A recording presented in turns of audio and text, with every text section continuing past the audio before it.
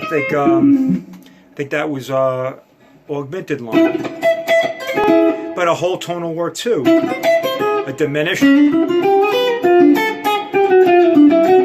that all works over that 4 minor. If you listen, relaxation. Hear the tension wanting to pull you back.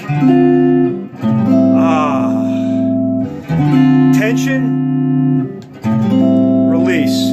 And when you hear that, that's pulling your ear back. So all those, you can hear it. I'm playing over an E7 there, over that D minor, and it's working perfect.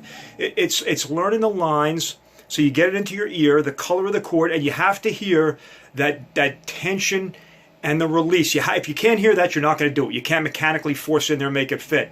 You have to learn to hear that, and your ear just pulls you back. And then you listen to Coltrane, you listen to Bob Berg, you listen to Michael Brecker, whoever you want to listen to, all the greats. That's how they play. And you'll hear all those scales and ideas being played over these alternate dominant areas. There's just a tension, even a mild tension.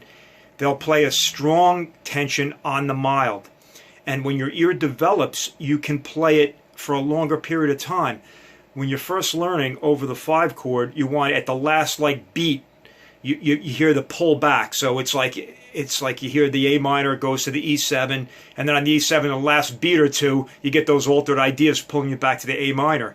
As your ear develops and you hear like Benson back on some of his 60s recordings, they hang on that over, if it's in A, they'll hang on that E7 chord. And he's playing all different altered ideas over that E7 chord, and it sounds right because your ears you're hearing that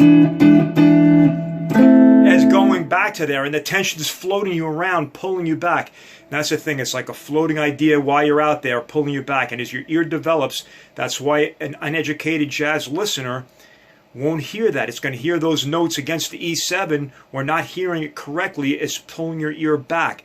When you're playing jazz, you're almost playing in reverse. You're playing from away and pulling yourself back. In rock, you're playing over the given area of the time, a lot of times in the key, but you're playing over the chord, not approaching the chord.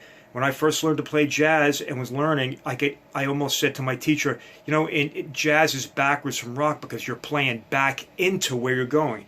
And he said that your ear is starting to open up, because that's correct. You're hearing the tonic area, you're hearing the out areas, and you're pulling yourself back in. And that's an important thing to learn how to hear. And that's all up here. Once it gets in your ear, all those things come together. And in my opinion, looking at it as a dominant tonic and hearing it that way, those are the only 2 areas there are. Whether it's a mild dominant, a strong dominant, it pulls your ear out. You're home or you're away. Whether you're the next block over, 2 blocks over, or you're on the other side of the world, you're still away. And when you get home, it's that relaxed feeling. That's the way it is.